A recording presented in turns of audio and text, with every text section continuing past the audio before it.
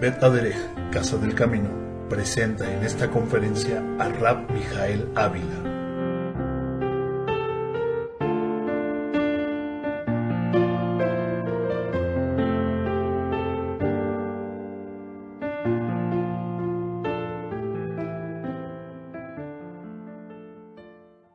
Shalom Alejem, desde la sinagoga Bet Aderech, Rabino Mijael Ávila, en la congregación. Les saludamos en este día que es el día 29 del mes de Adar 2 del año 5765. Quiero compartirles un estudio que he titulado Yeshua y Pesach. Este estudio tuve la oportunidad la primera vez en el año 5759 de compartirlo, y en este año he decidido volverlo a compartir para efecto de que quede en testimonial en audio en esta conferencia. Y vamos a comenzar. Estamos a punto precisamente, esta noche comienza precisamente Rosh Hodesh de Nisan, lo que vendría a ser la luna nueva del mes de Nisan. Y con el mes de Nisan es inseparable que nosotros nos estemos acordando precisamente de esta festividad tan importante que se le conoce con el nombre de Pesach. Al español algunos la identifican con el nombre de Pascua. Pesach, su nombre procede del hebreo que sería al español paso, literalmente sería dar un paso. Y este paso precisamente lo que nos estaría haciendo es acercando al reino de los cielos. La fiesta de Pesach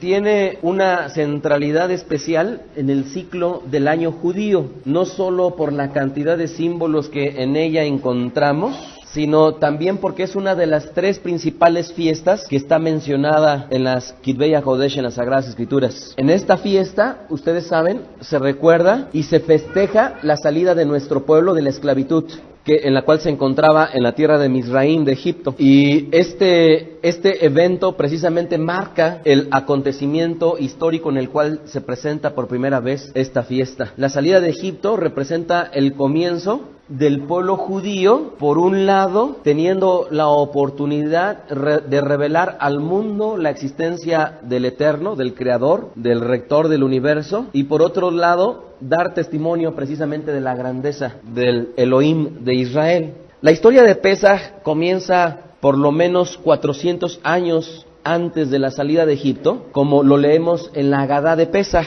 En el libro de Génesis, Bereshit capítulo 15, versículo 13 al 14, dice así: y le dijo a Abraham, sabe que habrás de tener a tu tierra, a tu parentela, como extranjera en una tierra ajena, y los esclavizarán y los oprimirán 400 años, y también al pueblo que servirán, dice el Eterno, que Él los juzgará y que luego saldrían con gran riqueza. De tal manera que desde que el Eterno hace lo que se le conoce en el judaísmo como el Berit Ben Abetarim, que vendría a ser el pacto entre las partes, cuando el Eterno pacta con su siervo Abraham de que él y su descendencia vendrían a ser su pueblo, desde ese momento le anticipa que su descendencia estaría precisamente esclavizada en la tierra de Egipto. Vamos al libro de Éxodo capítulo 23, versículo 14, Shemot 23, 14, y ahí vamos a ver que esta fiesta es precisamente una de las tres fiestas que se le conoce como las fiestas de peregrinación. Éxodo 23, 14 dice así: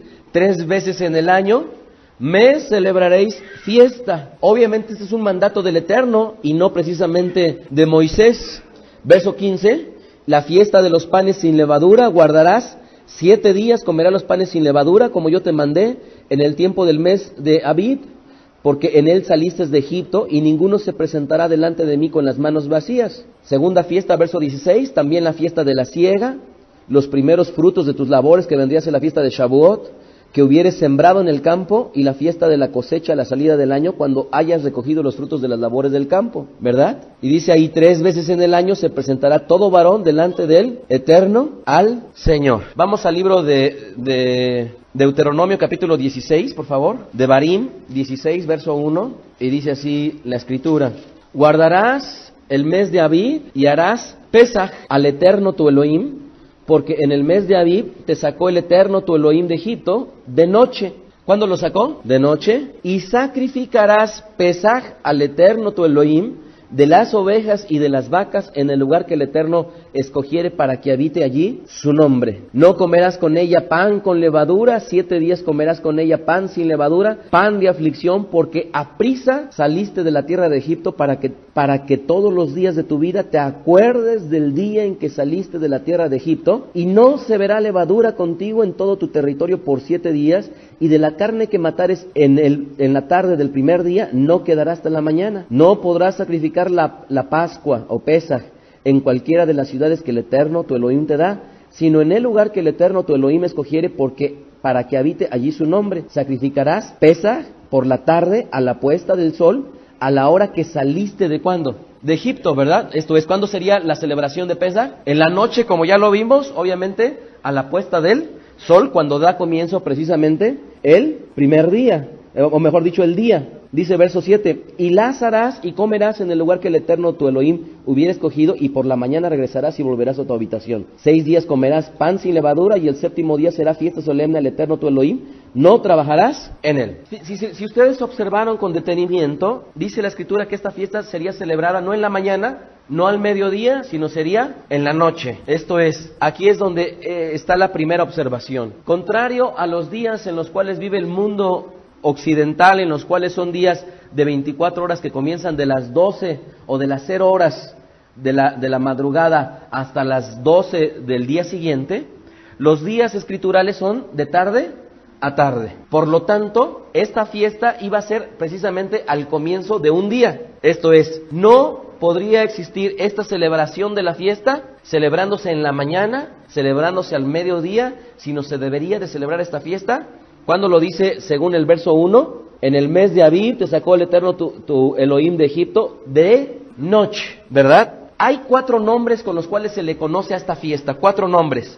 Primero, Haj, que sería al español fiesta, Haj a Pesaj, o esto es la fiesta de Pesaj, que es el primer nombre. Segundo nombre, se le conoce a esta fiesta como Haj a Matzot, Haj a Matzot. Es el segundo nombre con el cual se le conoce a esta festividad. Y esto es muy importante entenderlo porque Hag HaMatzot significa la fiesta de los panes ácimos, o sería la fiesta de los panes sin levadura. Es importante que identifiquemos que el nombre de Hag HaPesach o Hag HaMatzot, en muchos de los casos y sobre todo en el Brit Hadashah, en el incorrectamente llamado Nuevo Testamento, se utilizan indistintamente. Ustedes van a ver cómo se le llama la fiesta de los panes sin levadura y también se le va a estar llamando la fiesta de Pesaj, porque van a ser terminologías que de alguna manera a lo largo de la escritura son intercambiables. Tercer nombre con el cual se le conoce esta festividad es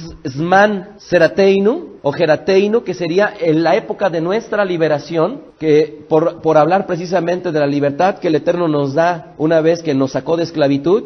Y el cuarto nombre que se le conoce es Hag Abib, que vendría a ser la fiesta de primavera, ¿verdad? Porque en Israel, Pesaj va a marcar el inicio de la primavera en Israel con ese renacer casi milagroso.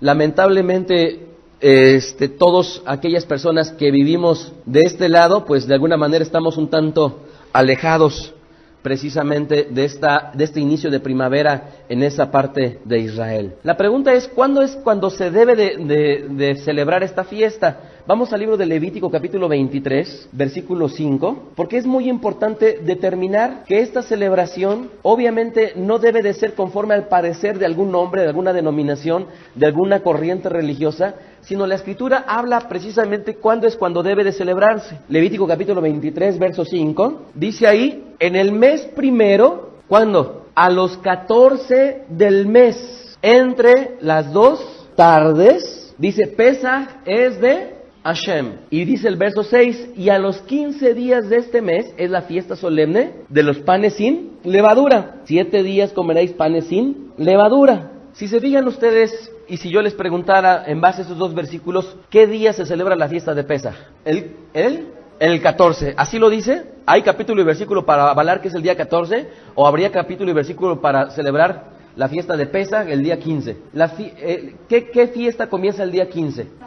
Es precisamente una fiesta que está relacionada, que se le llama precisamente igual ¿Por qué? Porque se le llama la fiesta de los panes sin levadura. Pero aquí la Escritura está diferenciando que el día 14 es Pesaj y a partir del día 15 va a dar inicio a Ácimos o Hag Hamatzot. No obstante de que, como les he mencionado previamente, los nombres en muchos de los casos intercambian.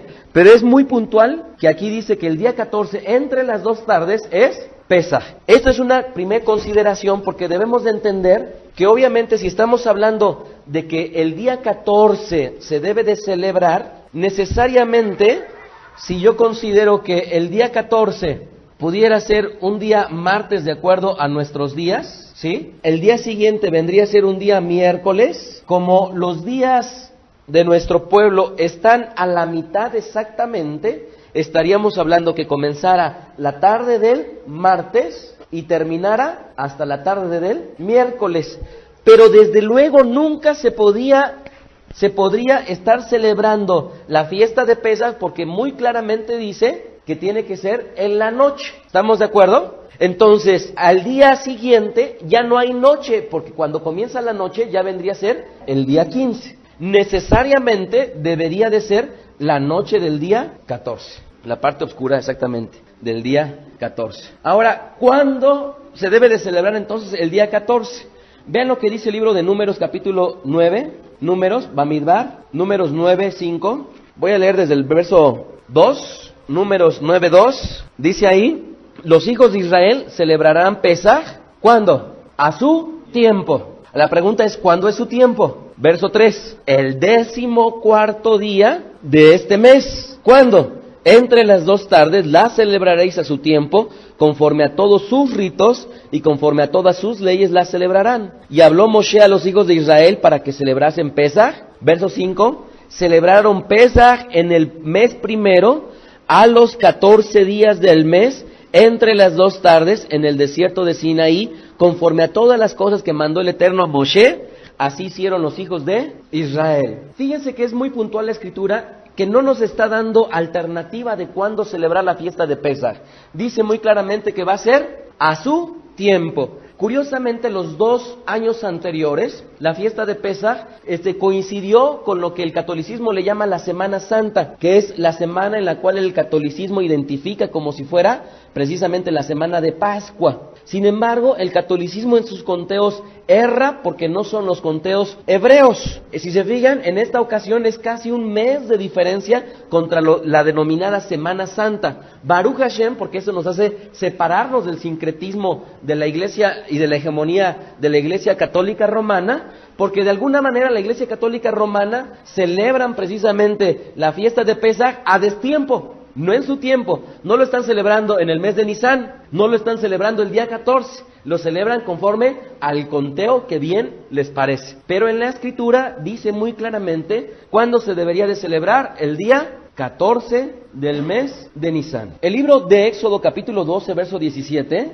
nos habla de otro aspecto muy importante que es la vigencia. Éxodo 12, 17, la gente se podría estar preguntando, ¿hasta cuándo nosotros podremos estar celebrando la fiesta de Pesaj? Esta sería una pregunta bastante interesante que pudiéramos hacernos. ¿Hasta cuándo? ¿Hasta cuando el Mesías viniera? Que sería precisamente nuestro sacrificio de Pesaj perfecto. ¿O después del Mesías? Vean lo que dice Éxodo capítulo 12, verso 17. Dice ahí, y guardaréis la fiesta de los panes sin levadura, porque en este mismo día saqué vuestras huestes de la tierra de Egipto, por tanto, guardaréis este mandamiento. ¿Hasta cuándo? En vuestras generaciones, por costumbre o por institución perpetua. Esto es, si está estableciendo que va a ser perpetuamente, les pregunto yo, en estos tiempos deberíamos estar celebrando la fiesta de Pesaj, ¿sí o no? ¿Por qué? Porque es una institución que no tiene un tiempo en el cual hasta ese momento va a terminar su vigencia, sino dice la Escritura que va a ser una institución perpetua, ¿verdad? Perpetua. Ahí mismo, en el capítulo 12 del verso y el verso 19, tiene una característica principal. Dice ahí, por 7 días no se hallará levadura en vuestras casas, porque cualquiera que comiere leudado, así extranjero como natural del país, será borrado de la congregación de Israel. ¿Verdad? ¿Qué característica debe de tener nuestro hogar durante precisamente esta celebración? Del día 15 al día 21 es precisamente la fiesta de los panes sin levadura, pero Pesaj comienza desde el día 14. Durante todo ese tiempo, nuestros hogares deben de tener una característica. No debemos de tener nada, absolutamente nada, leudado. Así es que el pan Bimbo, ¿verdad? Los bimbuñuelos, no es así, ¿verdad? Todo aquello que tenga leudo no puede estar dentro de nuestro hogar, porque es precisamente una festividad que vamos a estar durante todo este tiempo conmemorando cierta circunstancia que ahorita más adelante les voy a compartir. Éxodo capítulo 13, verso 7, ahí mismo, Shemot 13, 7, vean lo que dice. Dice, por los 7 días se comerán los panes sin levadura y no se verá contigo nada leudado ni levadura en todo tu territorio. Entonces hay una búsqueda precisamente previo a esta festividad en la cual durante todos estos días previos a Pesaj, las amas de casa deben de considerar lo que hay en sus alacenas, acabarse todo lo que tenga que ver con cuestiones de levadura. Hay sopas que tienen levadura, hay panes que tienen levadura, hay infinidad de cosas que tienen levadura. Es bueno que las mujeres tengan oportunidad de darle un vistazo a su alacena, darle un vistazo a su refrigerador,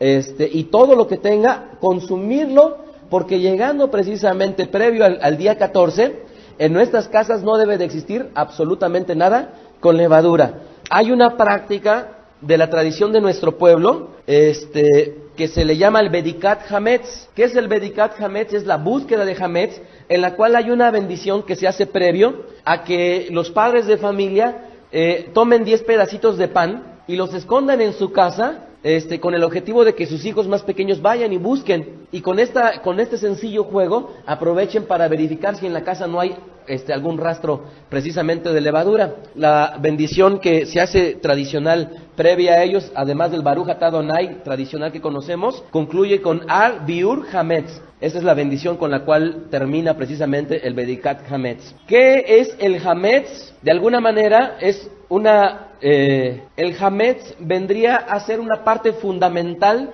a partir de 5 cereales principales: el trigo, el centeno, la cebada, la avena y lo que vendría a ser el espelto o el trigo sarraceno. Cualquiera de estos cereales, de estos 5 cereales que se daban precisamente en la tierra, cuando entran en contacto con agua, después de 18 minutos al menos, empieza un proceso de fermentación. Y esto es precisamente lo que se va a evitar durante este tiempo en el cual nosotros nos vamos a abstener de levadura. Hametz, en muchas de las tradiciones, igualmente, sobre todo en la tradición askenazi, también evitan el consumir este tipo de granos, que no es la tradición sefaradí en la cual nosotros nos adscribimos. Sin embargo, en algunas tradiciones también evitan el consumo de este tipo de granos durante toda esta festividad. Ahora, una vez que he explicado esta parte a nivel de introducción, quisiera remontarme un poco a los eventos que se vivieron previo a cuando nuestro Mesías fuera subido al madero. Y para ello les voy a pedir por favor que vayamos al libro de Yohanan, Juan capítulo 12, versículo 1.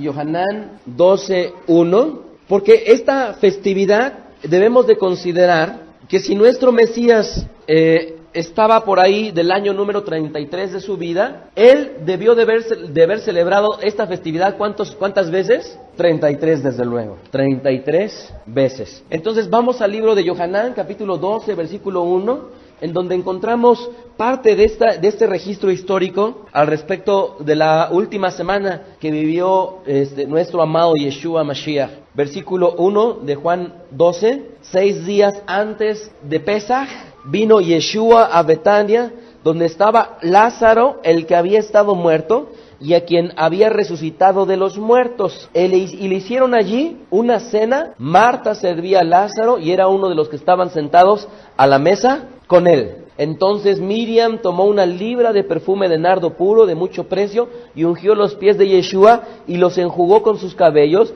y la casa se llenó del olor de su perfume. Fíjense cuando está aconteciendo este evento. ¿Cuántos días previos?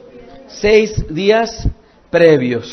Ahora vayamos al libro de Éxodo capítulo 12, verso 3, antes de explicar conforme a la gráfica que vamos a ver los que estamos aquí presentes. Shemot capítulo 12, versículo 3, y en este capítulo habla acerca precisamente de cuando la primera vez celebró nuestro pueblo la fiesta de Pesaj. Verso 1, habló el Eterno a Moshe y a Aarón en la tierra de Egipto diciendo, este mes será el principio de los meses, para ustedes será este el primero de los meses del año. Hablen a toda la congregación de Israel diciendo, en el 10 de este mes, tómese cada uno un cordero según las familias de los padres, un cordero por familia. Fíjense que previo a la celebración de esta festividad, 4 días antes, esto es el día 10, tenía que existir una búsqueda por familia de un animal que tuviera como característica no tener defectos. Irían a buscar este animal sin defectos, con el objeto de que iba a ser el animal que 4 días después iban ellos a sacrificar e iban ellos a comer. Es importante el registro histórico porque nuestro pueblo en el año 2448, después de haber sido creado el hombre, 2448, y conforme al calendario secular 1313 antes de la era común, es el año en el cual nuestro pueblo celebra por primera vez, precisamente, Pesaj. ¿En dónde celebró la primera vez nuestro pueblo Pesaj? En Egipto, ¿verdad? Ahora, el registro histórico de nuestro pueblo dice que la primera vez que nuestro pueblo celebró Pesaj, el día 10 del mes de Nisan, era un día sábado, ¿correcto? Era un día sábado. Ahora, aquí yo tengo una gráfica en la cual, a modo de demostrarles un poco al respecto de los días, tengo una línea en la cual estoy marcando cada uno de los días conforme al calendario secular, comenzando del miércoles, siguiendo jueves, viernes, sábado, y así completo casi 3 semanas, ¿verdad? Y a mitad de los días, si se fijan, estoy poniendo otro conteo, porque a final de cuentas estos vendrían a ser los días conforme al calendario hebreo. De tal manera que un día jueves, si así lo quisiéramos denominar, ¿qué número de días sería conforme al conteo de nuestro pueblo? El domingo es el primer día de la semana, el lunes es el segundo día de la semana, el martes es el tercer día de la semana, el miércoles es el cuarto día de la semana y el jueves sería el quinto día de la semana. El quinto día de la semana, que para que lo entendamos en este contexto vendría a ser jueves, sería el día 8. Esto es, ¿cuántos días previos a la fiesta de Pesaj? 6 días. En este día, conforme acabamos de leer, es el primer episodio que dice la Escritura que se encontraba nuestro amado Yeshua. ¿En dónde? En Betania, ¿verdad? Sería el primer evento en el cual nuestro Mesías se encontraría en Betania. Y tal cual sucedió, según lo dice la Escritura en Éxodo capítulo 12, versículo 3, dice la Escritura que el día 10 el pueblo tendría que ir a buscar ese animal sin defecto, que históricamente, ¿cuándo se presenta? El día Shabbat. Históricamente, el día 10 de Nisan, la primera vez que se celebra Pesaj, es un día Shabbat. Ahora, la pregunta sería, cuando se diera el sacrificio de nuestro amado Mesías, el Eterno lo tendría que hacer idéntico como se presentó la primera vez. De tal manera que el día 10 sería el día en que nuestro pueblo tuviera que ir a agarrar un animal por familia y examinarlo. Ahora, ¿qué es lo que sucedería en el evento que nos narra el Brit Hadashah al respecto de nuestro amado Yeshua HaMashiach? Vamos a ver el libro de Yohanan, capítulo 12, verso 12. Juan 12, 12. Dice ahí, el siguiente día, grandes multitudes que habían venido a la fiesta, al oír que Yeshua venía a Jerusalén, tomaron ramas de palmeras y salieron a recibirle y clamaban, Hoshiana. ¿Qué sería al español? O sálvanos. Hoshiana. Y decían ahí, Baruch Haba, bendito el que viene en el nombre de ¿quién? Del Señor, el Rey de Israel. Si se fijan, esto es lo que el catolicismo le ha denominado el Domingo de Ramos. Seguimos leyendo el verso 14. Y halló Yeshua un asnillo y montó sobre él, como está escrito, no temas, hija de Sión, he aquí tu rey viene, montado sobre un pollino de asna. Verso 16, estas cosas no las entendieron sus talmidim al principio, pero cuando Yeshua fue glorificado, entonces se acordaron de estas cosas que estaban escritas acerca de él y de que se les había dicho. Fíjense qué está aconteciendo, porque en este día no nos dice la Escritura qué día es, pero hay unas circunstancias que están ocurriendo. En este día en el cual Yeshua está entrando montado en un pollino, es un día en el cual la gente no salió a trabajar. ¿Por qué? Porque escucharon que venía Yeshua y ellos estaban curiosamente en un día de Shabbat. La gente no había salido a trabajar, sino estaba precisamente en sus hogares, había acudido seguramente a la Bet Knesset, y ya que habían escuchado que vendría Yeshua, dice la Escritura que saldrían con palmeras a decirle, Oshi Aná. ¿Qué es lo que estaba sucediendo? Este sería el día sábado, un día 10. Ahora fíjense que históricamente ese día 10 sería el animal examinado. Y curiosamente que ese es el día sábado, contrario a la tradición católica que piensa que fue un domingo de Ramos. No fue un domingo de Ramos, fue un Shabbat en el cual la gente salió a recibir a su ungido. ¿Y por qué ese día tuvo que entrar Yeshua? Porque ese día el cordero que vendría a ser inmolado y a dar la expiación para todos nosotros debería de cumplir los requisitos conforme estaban escritos para la fiesta de Pesaj. ¿Qué requisito tendría que suceder el día 10? Que ese animal tendría que ser examinado. Y en ese día, ante los ojos de todo Israel, Yeshua entraría y le dirían, Baruch haba Beshem Adonai, bendito el que viene en el nombre del Eterno. Y entonces todo el pueblo de Israel vería a nuestro amado Yeshua Mashiach entrando un día de Shabbat. Y en ese día de Shabbat que entraría nuestro amado Yeshua, se estaría cumpliendo lo que está escrito en el libro de Shemot. ¿Qué está escrito? Que el día 10, este animal, este cordero que sería sacrificado simbólicamente aludiendo a nuestro Mesías, tendría que ser tomado y verificado, tal cual sucedió con nuestro amado Yeshua Mashiach, que una vez que subiéndose al pollino, entra y es visto por todo el pueblo, y todo el pueblo lo recibe en el nombre de ¿quién? De Hashem. Por lo tanto, estaba dando su aprobación de que ese cordero que iba a ser inmolado, estaría siendo aprobado precisamente el día de Shabbat. Pero es importante los datos históricos, porque ese día sábado es tal cual se presentaría originalmente la primera ocasión en la cual se celebraría la fiesta de Pesaj. Verso 15 de ahí mismo, de Yohanan capítulo 12, verso 15. No temas, hija de Sión, he aquí tu rey viene montado sobre un pollino de asna. Ahora, ¿qué sucedería después del día 10 de Nisan, en el cual nuestro amado Mesías entraría a ser examinado? 4 días posteriores, como lo acabamos de leer en el libro de Éxodo capítulo 12, verso 6, es el día en el cual se celebraría la fiesta de Pesaj. Si esto la primera vez históricamente se presenta, con esta consideración, ¿cuándo se daría el día 14 de Nisan? Esto es, del día viernes en la tarde al sábado en la tarde, es el día 10, ¿verdad? El día 11 es de la tarde del sábado a la tarde del domingo de nuestro calendario. De tal manera que si seguimos contando, el día 14 de Nisan ocurriría de la tarde del martes a la tarde del miércoles. ¿Estamos de acuerdo? De la tarde del martes a la tarde del miércoles sería precisamente como correspondería a Pesaj, conforme lo hemos leído en Éxodo capítulo 12. Matitiahu capítulo 26 verso 17, Mateo capítulo 26 verso 17, dice ahí, el primer día de la fiesta de los panes sin levadura, vinieron los discípulos a Yeshua diciéndole, ¿dónde quieres que preparemos para que comas la Pascua o Pesaj? ¿Sí se fijan cómo los términos los están intercambiando? Pero ahí muy claramente dice que llegan y le dicen, ¿dónde quieres que lo celebremos?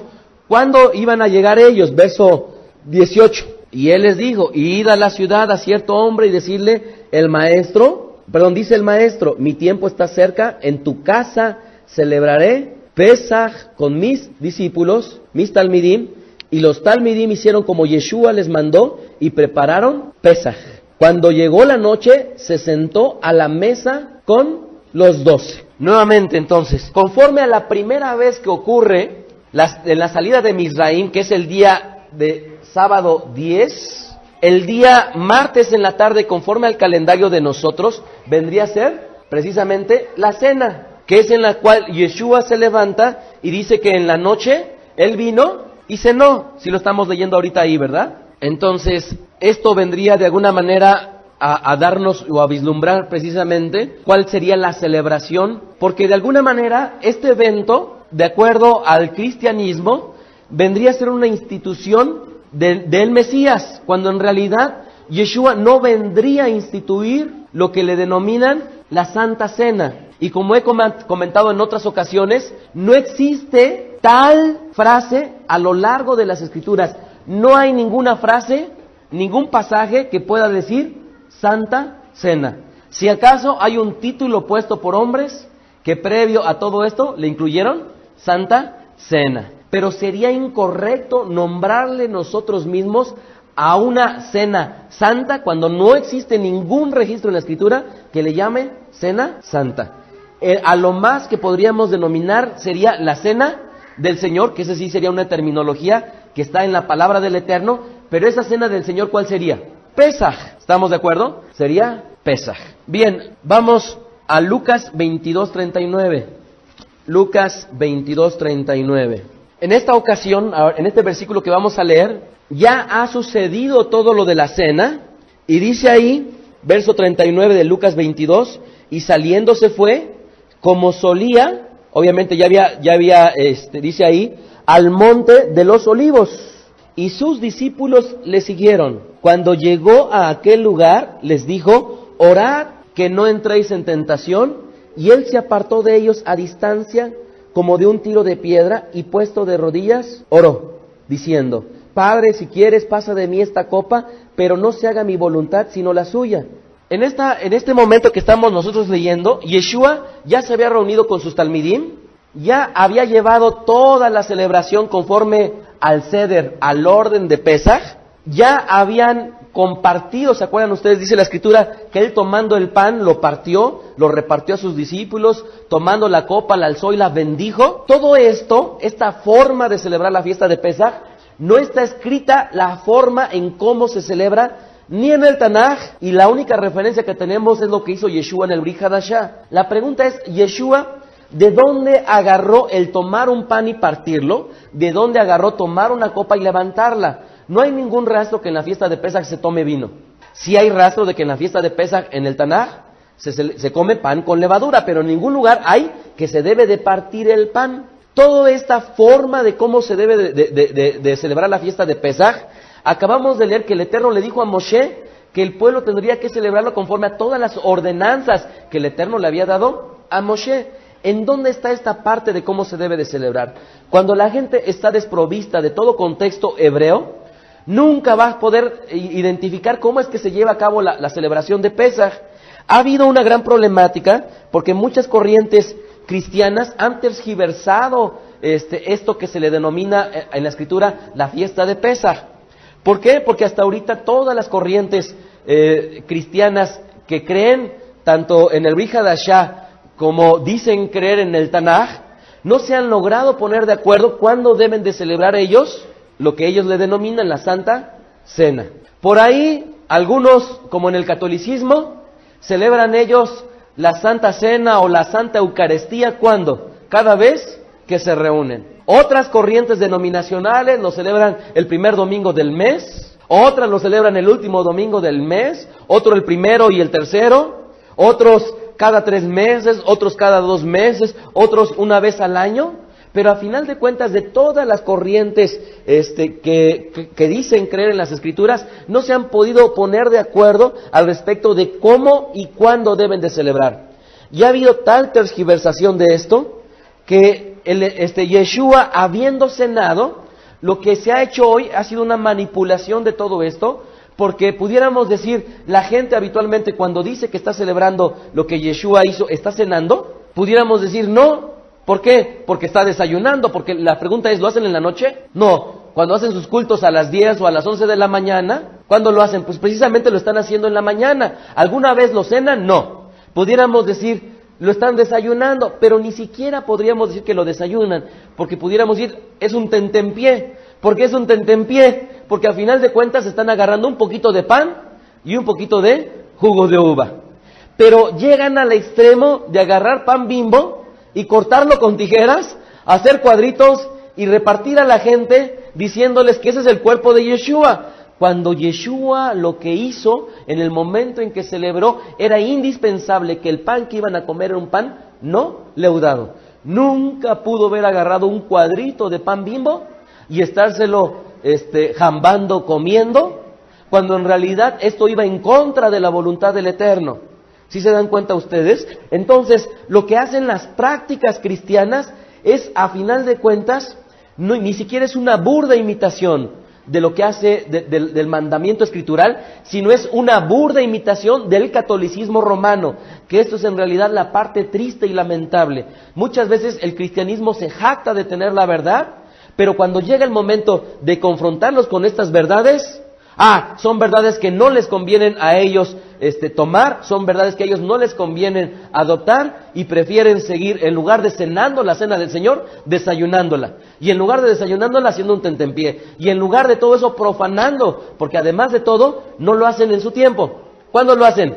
En domingo, cuando a ellos se les ocurre, o cada vez que ellos piensan. Pero ninguna de las reglamentaciones escriturales están, de alguna manera, observando. Y esa es la parte que debemos de considerar. Yeshua no lo hizo el primer domingo de cada mes, ni lo hizo cada vez que se reunían. Yeshua, ¿cuándo lo hizo? Conforme lo dice el libro de Números, capítulo 9, en su tiempo.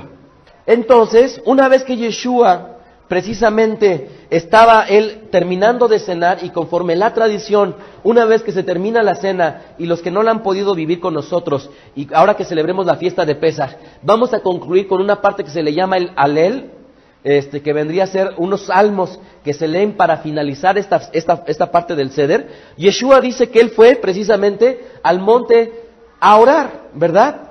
¿Y esto cuándo fue?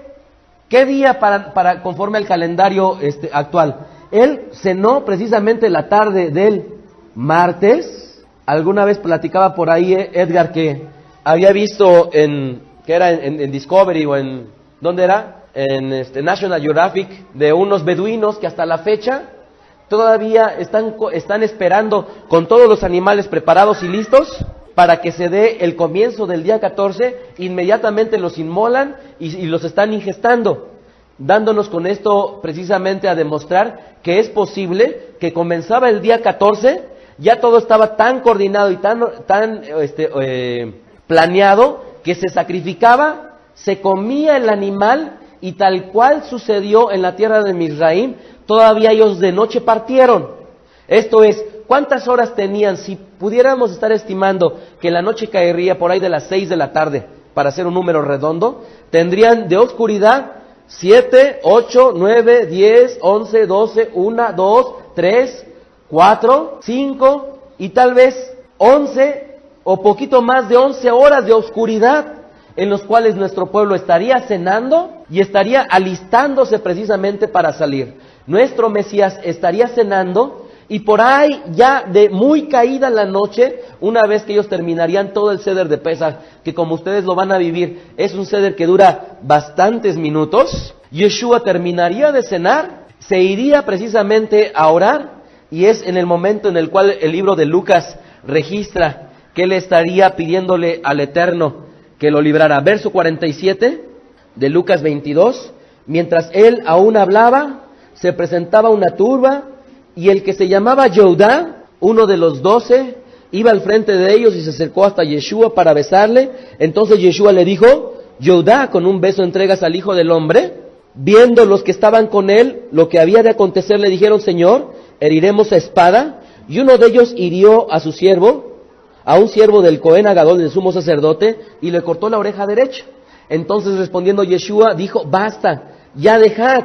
Y tocando su oreja, le sanó. Y Yeshua dijo a los principales sacerdotes, a los jefes de la guardia del templo y a los ancianos que habían venido contra él: ¿Cómo contra un ladrón habéis salido con espadas y palos, habiendo estado yo con ustedes cada día en el templo? No extendiste las manos contra mí, mas esta es vuestra hora y la potestad de las tinieblas. Fíjense que era la tarde o la noche del martes, ya tan tarde, que cuando él está orando, sus discípulos, ¿en qué condiciones están? Durmiéndose. O sea, esto es, si estuviéramos nosotros estimando que por ahí de las 12 de la noche, más bien antes de esta hora, él estuviera terminando y estuviera ahí con sus discípulos, pues las condiciones en las cuales ellos se encontraban era algo realmente, una situación difícil. Ahora, debemos de entender que una vez que en la noche están tomando a Yeshua, le van a hacer un juicio sumario en muy breves horas. Lo están apresando el día martes ya muy de tarde y se van a llevar a escasas horas en enjuiciarlo, ¿sí? Vamos a continuar leyendo lo que dice la Escritura. Marcos capítulo 15, verso 24. Marcos 15, 24. Cuando lo hubieron crucificado, repartieron entre sí sus vestidos, echando suertes sobre de ellos, para ver qué se llevaría cada uno. Y era la hora tercera cuando le crucificaron. ¿Sí lo ven ahí? ¿Qué hora era? ¿Era la hora? Tercera. Aquí yo acabo de dibujar dos círculos, uno conforme al reloj que nosotros tenemos, en el cual comienza a las 12, las 3, las 6 y las 9. El horario que prevalecía en esa época era completamente invertido. De tal manera que cuando está estableciendo la Escritura que era la hora tercera cuando lo estaban subiendo al madero, ¿qué horas serían? Las 9 de la mañana. Entonces, podremos nosotros especular que por ahí de las 11 que ellos estaban terminando de cenar, van y oran, siendo ya por ahí de cercano a la medianoche, cuando ya los discípulos están cansados de haber pasado toda esta cena, en ese momento llegan y lo apresan, y desde las 12 hasta las 9 están ejecutando un veredicto, en el cual para esta hora, en muy breve tiempo, ya están subiéndolo al madero, de tal manera que Yeshua viene a ser subido al madero por ahí de las 9 a.m. de la mañana. ¿De qué día, les pregunto yo? ¿No? Del día miércoles, que vendría a ser todavía, sí, efectivamente, vendría a ser todavía 14. ¿Están ustedes de acuerdo o no? ¿Sí estamos de acuerdo? Él está cenando comenzando el 14 y a las 9 de la mañana del día siguiente, ya es un día diferente para el calendario secular, pero sigue siendo el mismo día para el calendario hebreo, porque ¿hasta cuándo va a terminar ese día? Hasta la tarde del día miércoles, conforme a este conteo. Entonces dice ahí nuevamente Marcos capítulo 15, verso 25, era la hora tercera cuando le crucificaron, y el título escrito de su causa era El Rey de los Judíos. Verso 27, crucificaron también con él a dos ladrones, uno a su derecha y otro a su izquierda. Y se cumplió la escritura que dice, y fue contado con los inicuos, y los que pasaban le injuriaban, meneando la cabeza y diciendo, va, tú que derribas el templo de Elohim, y en 3 días lo reedificas, sálvate a ti mismo y desciende de la cruz. De esta manera también los principales sacerdotes, escarneciéndose, decían unos a otros, con los escribas, a otros salvó, a sí mismo no se puede salvar. El Mesías, Rey de Israel, descienda ahora de la cruz para que veamos y creamos, o del madero. También los que estaban crucificados con él, ¿qué dice ahí? Le injuriaban. Verso 33, cuando vino la hora sexta, ¿qué horas es la hora sexta? Ok, ¿cuántas horas está pasando nuestro amado Mesías en el madero? ¿Cuántas horas son? 3 horas. De tal manera que ahorita ya han transcurrido 3 horas en las cuales él está desangrándose en el madero. Y sigamos leyendo verso 33. Cuando vino la hora sexta, hubo tinieblas sobre toda la tierra. ¿Hasta qué hora? Hasta la hora novena. Esto es, si nosotros consideramos que hubo tinieblas, estamos hablando que desde las 12 del día hasta las 3 de la tarde, todo lo que ellos estaban viendo estaba siendo obscurecido, ¿verdad? Entonces, vamos a continuar leyendo. Dice ahí, Verso 33. Cuando vino la hora sexta, hubo tinieblas sobre toda la tierra hasta la hora novena. Esto es, desde las 12 del día hasta las 3 de la tarde. Verso 34. Y a la hora novena, Yeshua clamó a gran voz diciendo, Eloí, Eloí, que traducido es, Eloí mío. Verso 35, y algunos de los que estaban allí diciendo, al oírlo, mira, llama a Elías, y corrió uno y empapando una esponja en vinagre y poniéndola en una caña, le dio a beber diciendo, dejad, veamos si viene Eliyahu a bajarle. Mas Yeshua dando una gran voz expiró, y entonces el velo del templo se rasgó en dos, de arriba abajo, y el centurión que estaba frente a él, viendo que después de clamar había expirado, así dijo, verdaderamente este hombre era el hijo de Elohim, ¿verdad? Verso 40, también habían algunas mujeres mirando de lejos, entre las cuales estaban Miriam la madre de Jacob, el menor, y de Yosef y de Salomé, quienes cuando él estaba en Galilea le seguían y le servían, y otras muchas que habían subido a él, ¿a dónde? A Jerusalén. La escritura registra que era precisamente cerca de la hora novena, en la cual Yeshua expira, o más bien exhala, de tal manera que él estuvo pasando a lo largo de todo el tiempo en el cual estuvo en el madero. ¿Cuántas horas aproximadamente? 6 horas. 6 horas en el madero. Pero es importante considerar que a la hora novena, que es a la hora en la cual Yeshua está expirando, les pregunto yo, las 3 de la tarde todavía forman parte del día 14, ¿sí o no? Pero démonos cuenta que es el día 14 en el cual debe de ser sacrificado. Por lo tanto, Yeshua debió de haber muerto, ¿cuándo? El día 14, conforme está establecido. Este día 14 debía de ser inmolado, y todavía la hora novena, que es las 3 de la tarde, todavía correspondería al día 14. ¿Qué es lo que sucede? Hay una gran controversia, y esta gran controversia estriba en una cosa, en que ellos estaban realmente preocupados por una situación. Verso 42 del mismo Marcos. Marcos capítulo 15, verso 42. Cuando llegó la noche, porque era la preparación, es decir, la víspera del día de Shabbat. Ahora, si nosotros leemos que Yeshua está muriendo en una víspera de Shabbat, ¿están ustedes de acuerdo conmigo que esta ¿cómo se llama? Esta gráfica que yo les estoy poniendo a ustedes no cuadra? ¿Están ustedes de acuerdo? ¿Están ustedes de acuerdo que conforme al calendario secular no cuadra? ¿Por qué? Porque si yo estoy estableciendo que de día martes a día miércoles nuestro amado Yeshua está muriendo, la urgencia era bajarlo porque vendría Shabbat, ¿verdad? Entonces, ¿cuándo comenzaría Shabbat? Bueno, pues de acuerdo a lo que nosotros entendemos, no cuadraría para nada que fuera Shabbat. Pero no cuadraría para nada porque la gente en el contexto en el cual ve las escrituras nada más conoce un Shabbat.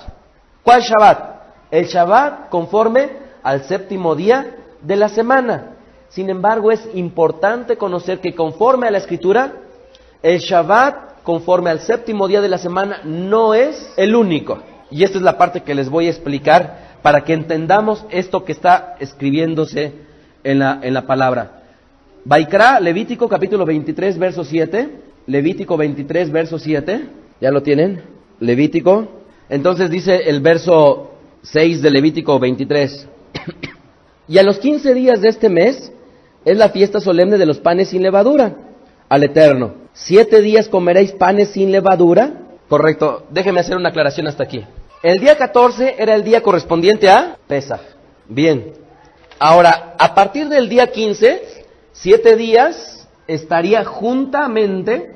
¿Cuántos días estamos hablando? 1, 2, 3, 4, 5, 6 y 7.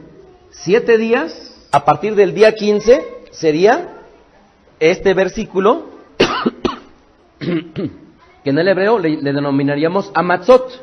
Verso 7. El primer día tendréis santa convocación. Ningún trabajo de siervos harán. Esta palabra santa convocación, ahorita lo voy a demostrar más adelante, se refiere a un Shabbatón.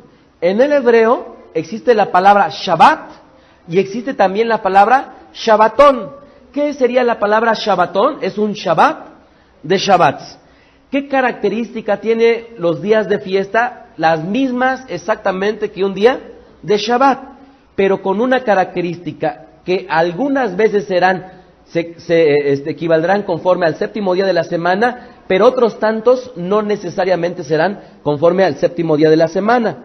Entonces, verso 7 dice, el primer día tendréis santa convocación, ningún trabajo de siervos haréis, y ofreceréis al Eterno 7 días ofrenda encendida. El séptimo día será nuevamente, ¿qué? Santa convocación, ningún trabajo de siervos haréis. ¿Cuántos días en la fiesta de Hag Matzon serían Shabbat? Dice ahí que el primero día de la semana, ¿de qué? ¿Cuál es el primer día a partir del día 15? Pues el 15. Ok. Entonces, el primer día, es un día considerado como Shabbatón. Y el último día también es considerado como Shabbatón, con todas las características de un Shabbat y denominado igualmente en la escritura Shabbat. Este es Shabbat y este es Shabbat. Ahora, ¿quieren verlo claramente en la escritura? Verso 7 entonces, ahí estamos estableciendo que el primero sería Santa Convocación y el día octavo sería Santa Convocación. ¿Están ustedes de acuerdo hasta aquí? Bien. Verso 9, voy a explicar esta parte intermedia. Verso 9. Y habló el Eterno a Moshe diciendo, habla a los hijos de Israel y diles, cuando hayáis entrado en la tierra que yo les doy y recojan sus mies, traerán al sacerdote una gavilla por primicia de los primeros frutos de vuestra siega, y el sacerdote mecerá la gavilla delante del Eterno para que seáis aceptos. ¿Cuándo? ¿Cuándo? El día siguiente del día de Shabbat la mecerán. Y el día que ofrezcan la gavilla ofrecerán un cordero de un año sin defecto en holocausto al Eterno. Su ofrenda será 2/10 de un efá de flor de harina amasada con aceite, ofrenda encendida al Eterno con olor gratísimo, y su libación será de vino, la cuarta parte de un hin. No comeréis pan, ni grano tostado, ni espiga fresca, hasta este mismo día, hasta que haya ofrecido la ofrenda de vuestro Elohim. Estatuto perpetuo es por vuestras edades, donde quiera que habiten. Verso 15. Y contaréis desde el día que sigue al día de reposo, al día de Shabbat, desde el día que ofreciste la gavilla de la ofrenda mecida, 7 semanas cumplidas serán. Versos 16. Hasta el día siguiente del séptimo día de Shabbat, contaréis ¿cuántos? 50 días, y entonces ofreceréis nuevo grano. Esta parte ya está estableciendo otra festividad. ¿Cómo se llama la siguiente festividad que viene después de Pesaj? Shavuot. ¿Qué significa Shavuot? Semanas en el hebreo. Que es esta festividad la que se le conoce en el Brit Hadashah como la fiesta de Pentecostés. Esta palabra Pentecostés de origen griego vendría a ser 50.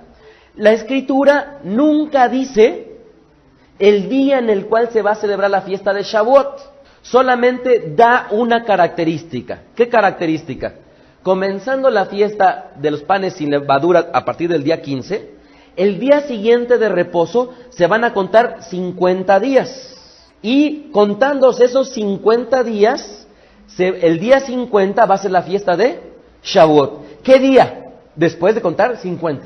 Y no establece la escritura qué día va a ser Shavuot, sino simple y sencillamente el día 50 después de haberse considerado como Shabbat. Ahora, ¿cuándo es cuando se celebra esta fiesta en nuestro pueblo? El día 15, como ya hemos leído, se le conoce como el día de Santa Convocación. ¿Estamos de acuerdo? Pero dense cuenta de una cosa. En el verso 11, ahí ya no le llama día de Santa Convocación, sino ahí ya le llama Shabbat. Vean lo que dice el verso 11. Y el sacerdote mecerá la gavilla delante del Eterno para que seáis aceptos. El día siguiente del Shabbat la mecerá. ¿Cuándo es el día siguiente del Shabbat? El día 16. Este día 16 es cuando se le conoce que comienza la cuenta del Omer. A partir del día 16, el día 16 es el primer día de la cuenta del Omer. Y se van a contar 50 días para llegar a la fiesta de Shavuot. ¿Correcto? Y si se fijaron cómo es que la escritura intercambió Santa Convocación y ya en el verso 11 le llamó Shabbat. Entonces está clarísimo que en este momento vamos a darnos cuenta de una gran verdad. ¿Qué gran verdad nos podemos dar cuenta? Que si se fijan ustedes, si empezamos a contar desde el día 8, que es el registro histórico, tenemos un sábado que viene, ¿verdad?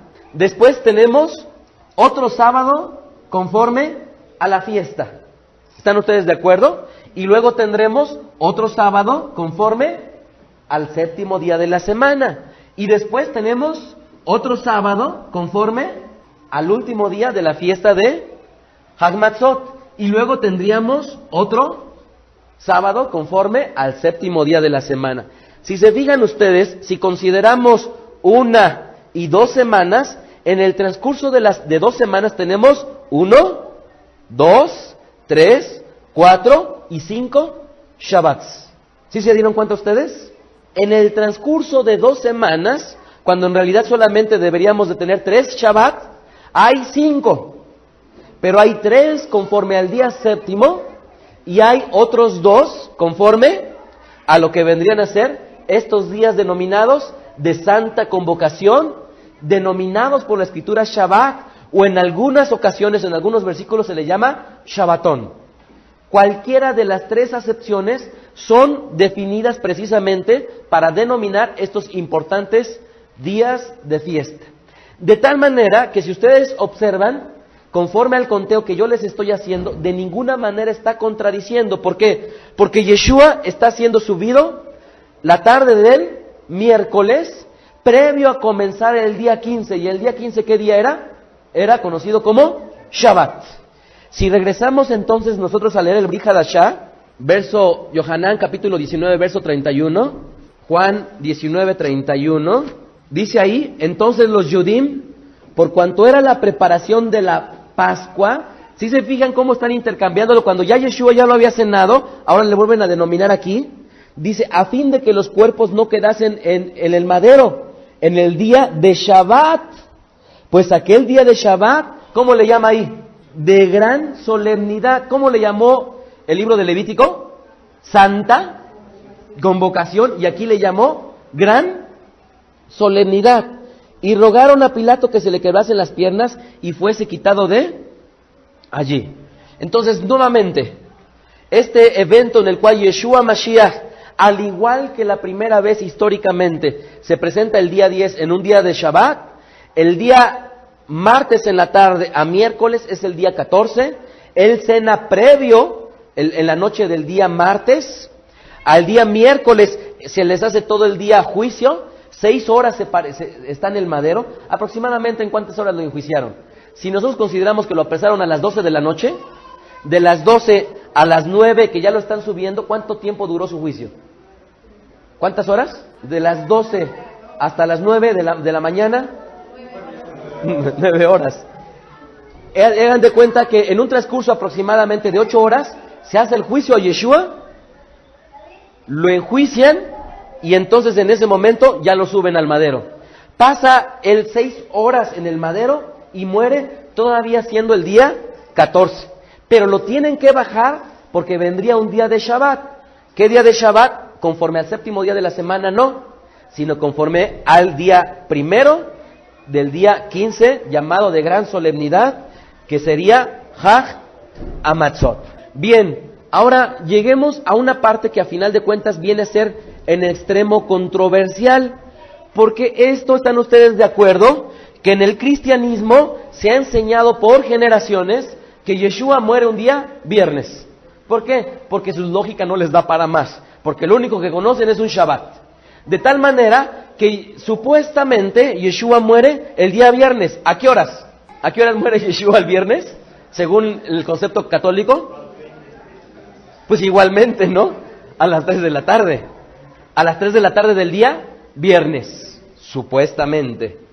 Entonces, fíjense bien, vamos a ver más adelante que cuando las mujeres van a buscarlo, dice que las mujeres van temprano el primer día de la semana, que vendría a ser para este calendario el día domingo, ¿verdad?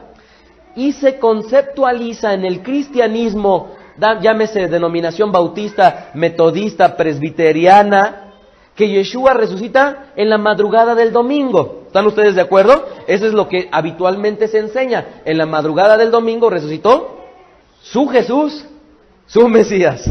Ahora, fíjense bien esto. Tendría que tener una característica. Mateo capítulo 12, verso 38. Mateo 12, 38. Yeshua está estableciendo que él debía de cumplir con una señal. Matitiahu 12, 38. Dice ahí Mateo 12, 38. Entonces respondieron algunos de los escribas y de los fariseos diciendo: Maestro, deseamos de ver de ti señal. Él respondió y les dijo: la generación mala y adúltera demanda señal, pero la señal no le será dada, sino la señal del profeta Jona. Porque como estuvo Jona en el vientre del gran pez, ¿cuántos días? 3 días y 3 noches, así estará el Hijo del Hombre en el corazón de la tierra. ¿Cuánto tiempo? 3 días y 3 noches. Esta es la señal que iba a dar nuestro amado Yeshua Mashiach. Ahora les pregunto yo, si efectivamente el catolicismo o el cristianismo tiene razón, si fue de la tarde del jueves a las 3 del viernes a las 3 de la tarde, un día sería las 3 de la tarde del día sábado. ¿Están ustedes de acuerdo? Ahí nada más es un día. Y si resucitó en la madrugada del domingo, ni siquiera se están cumpliendo 2 días. ¿Están ustedes de acuerdo? Nuevamente, Yeshua muere a la 3ª hora. De ahí él debió de haber transcurrido un día. Sería a las 3 de la tarde del día sábado. Segundo día sería a las 3 de la tarde del día domingo. Y tercer día sería a las 3 de la tarde del día lunes. ¿Se dan cuenta ustedes? Y entonces sí, estarían cumpliéndose 3 días, ¿verdad? Sin embargo, como se ha enseñado tradicionalmente, del viernes en la tarde al sábado solamente es un día, y del sábado a la madrugada del domingo ni siquiera se cumplen 2 días. Entonces la señal no se cumplió. Una de dos: ¿el cristianismo está incorrecto o Yeshua no es el Mesías? ¿Cuál de las dos creen que tenga razón? O Yeshua no es el Mesías, o el cristianismo, incluyendo el catolicismo, está incorrecto. Desde luego que está incorrecto. Y yo me he encontrado algunas definiciones bastante interesantes al respecto de por qué los 3 días. Y dicen, no, sí fueron 3 días. ¿Sí? ¿Cómo? Mira, muere el viernes, pasa el sábado y llega hasta el domingo. ¿Ya ves cómo son 3 días? O sea, una parte del viernes, una parte del sábado, o sea, todo el sábado y una parte del domingo. ¿Ya ves? Pero erran porque los días escriturales son de tarde a tarde. Ahora, para nosotros que estamos familiarizados con las cuestiones hebreas, acabamos de celebrar la fiesta de Purim. Y si ustedes fueron observadores, hubo exactamente lo mismo, 3 días y 3 noches, pero para algo especial. ¿Qué fue? Y que se da precisamente en esta celebración. Un ayuno que duró, dice la escritura en el libro, ¿en qué libro? En el libro de Esther, 3 días y 3 noches. Y curiosamente coincidiría con esta celebración. ¡Aleluya! Desde el libro de Esther y desde la fiesta de Purim nos estaría hablando de nuestro Mesías, pensando que son fiestas nada más que fueron instituidas por la tradición de nuestro pueblo, cuando en realidad mucho tienen que enseñarnos. Entonces, eran 3 días y 3 noches. Ahora vamos a hacer el conteo de esos 3 días y 3 noches. Si Yeshua muere en la tarde del miércoles, para la tarde del jueves es para la tarde del viernes es, y para la tarde del sábado son. ¿Cuándo Yeshua resucitaría? En Shabbat. ¿A qué hora? ¿En la madrugada? No. Si eran 3 días y 3 noches, Él muere a las 3 y 3 días después resucitaría exactamente a la misma hora. Así que esos servicios de resurrección el domingo en la mañana, pues erran porque deberían de ser de resurrección a las 4 de la tarde, ¿no? En el mejor de los casos. Pero no del día domingo, sino del día de Shabbat. Ahora, el cristianismo ha enseñado por años que ellos se congregan el domingo por una gran razón. ¿Saben cuál gran razón es por cuál se congregan los domingos? Porque es el día en el cual Yeshua resucitó. Erran ignorando las Escrituras y el poder del Eterno. Pero piensa el cristianismo que eso es algo que ellos han descubierto, pero lo que no se ha dado cuenta el cristianismo protestante es que es una herencia católica. Porque el catolicismo es lo que enseña y es lo que ha transmitido el cristianismo de todas las cosas que tiene en su haber de la herencia católica romana que está inmersa en el cristianismo evangélico de nuestros días. Entonces, Yeshua viene a resucitar un Shabbat a las 3 de la tarde. La pregunta es, ¿por qué no fueron las mujeres en Shabbat? Porque era Shabbat. Ellas tenían que esperar a que concluyera Shabbat. Pero ahorita que estaba ya a punto de concluir Shabbat y que se ve todo oscuro y que no hay, como en estos días, postes de luz, ¿ustedes creen que iban a ir a esta hora al cementerio a ver cómo estaba Yeshua? Pues a ver qué valiente se iba a atrever, ¿verdad? Entonces ellos se tenían que esperar hasta el día siguiente, que era el primer día de la semana, cuando ya estuviera clareando, para ir a verificar cómo se encontraba la tumba de nuestro amado Yeshua, y se llevarían una sorpresa. Mateo capítulo 16, verso 21, ahí mismo, Matitiahu 16, verso 21. Desde entonces comenzó Yeshua a declarar a sus discípulos que le era necesario ir a Jerusalén y padecer mucho de los ancianos y de los principales sacerdotes y de los escribas, y ser muerto y resucitado, ¿qué? Al tercer día. Si se fijan cómo nuevamente Él está estableciendo tajantemente que Él tendría que estar 3 días. Y obviamente no sería una parte del viernes, todo el sábado y una parte del domingo. Desde luego que no. Mateo capítulo 27, verso 62, 27, 6, 2, Matitiahu 27, Pasuk 62.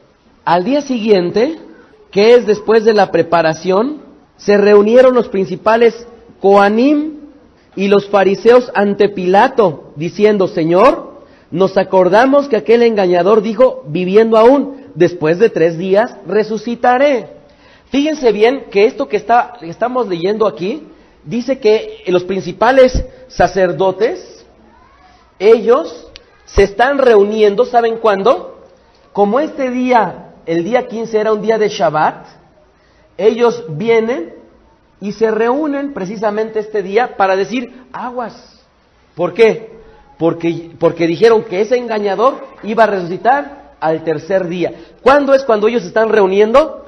Él muere el día 14, el día 15 es el Shabbat, al día siguiente se reúnen y todavía tienen alternativa de que transcurra este tiempo, porque hasta el día de Shabbat estaría siendo resucitado nuestro Mesías. Ellos se anticiparían todavía un día a la resurrección de nuestro amado Mesías para mandar precisamente a estos guardas a que fueran por él.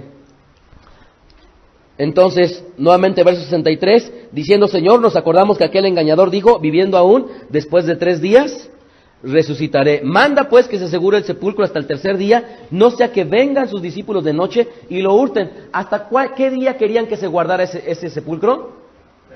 Hasta el día tercero. Ellos estaban en el segundo después de muerto y todavía decían, ve, que vayan hasta el día tercero, porque es cuando él precisamente lo dijo. Mateo capítulo 28, verso 1. Matitiahu 28, 1.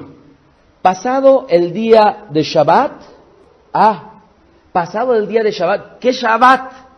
Dice ahí, al amanecer del primer día de la semana.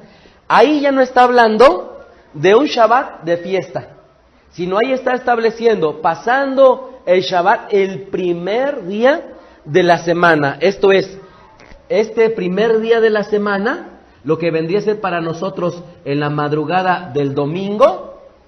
¿Qué es lo que sucedió? Dice ahí, pasado el día de Shabbat, al amanecer del primer día de la semana, vinieron Miriam y la otra Miriam a ver el sepulcro, y hubo un gran terremoto, porque un ángel del Señor descendió del cielo y llegando removió la piedra y se sentó sobre ella.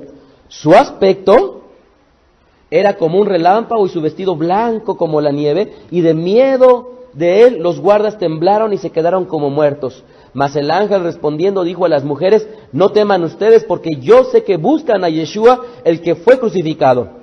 No está aquí, pues ha resucitado, como dijo. Venid, ved el lugar donde fue puesto el Señor, e id pronto y decid a los discípulos que ha resucitado de los muertos, y he aquí va delante de ustedes a Galilea, y allí le verán. He aquí que los he dicho. Entonces ellas, saliendo del sepulcro con temor y con gozo, fueron corriendo a dar las nuevas a los discípulos, y mientras iban a dar las nuevas a los discípulos, he aquí Yeshua les salió al encuentro diciendo: Shalom. Quítenle esa palabra. Salve. Diciendo, ¿cómo les dijo Yeshua? Shalom. Y ellos, acercándose, le abrazaron y ¿qué? Se postraron delante de él. Y entonces Yeshua les dijo: no teman, vayan y denle las nuevas a los hermanos para que vayan a Galí, y allí me verán. ¿Sí se dan cuenta? Ahora, mucha gente, cuando se trata de estudiar las Escrituras y hablar de terminología hebrea y hablar de palabritas hebreas y de fiestas hebreas, que muchas veces poco tienen que ver con el contexto en el cual se desenvuelven, pero a final de cuentas, la gente a quien ha destinado como su Mesías, y así le ha creído, es a ese Yeshua, el rey de los judíos, y que muchas corrientes tiene ya cerca de 2 o 3 semanas que celebraron precisamente este hecho, que no coincide con el conteo hebreo. Pero si nosotros deseamos conocer la voluntad del Eterno, no queda más que familiarizarse con el contexto escritural de la terminología hebrea, de los detalles hebreos, por una sencilla razón. Vamos al libro ahora de Hechos, y ahora, para algunas ocasiones que yo he tocado este tema, y que muchos tal vez no han entendido, van a poder comprender la valía de poder considerar todos estos detalles. Dice ahí, verso 1, de Hechos 1, en el primer tratado, oh amigo de Elohim. Ese sería el nombre de este personaje. Era el nombre de este personaje, ¿cómo le podríamos llamar? Bueno, en el primer tratado hablé acerca de todas las cosas que Yeshua comenzó a hacer y enseñar, hasta el día en que fue recibido arriba, después de haber dado mandamientos por el Ruach HaKodesh a los apóstoles que había escogido. Verso 3. A quienes también, después de haber padecido, se presentó vivo con muchas pruebas indubitables, apareciéndoseles durante 40 días y hablándoles acerca del reino de Elohim. ¿Verdad? Dice ahí que Yeshua se les apareció durante 40 días. Ahora, tomen en cuenta esto. Si Yeshua viene a resucitar hasta el día 18, estamos hablando que solamente han mediado ¿cuántos días de la cuenta del Homer? 3 días. ¿Están ustedes de acuerdo? Porque el día comenzó el día 16, día 17 el segundo día 18, el día tercero, que es cuando resucita.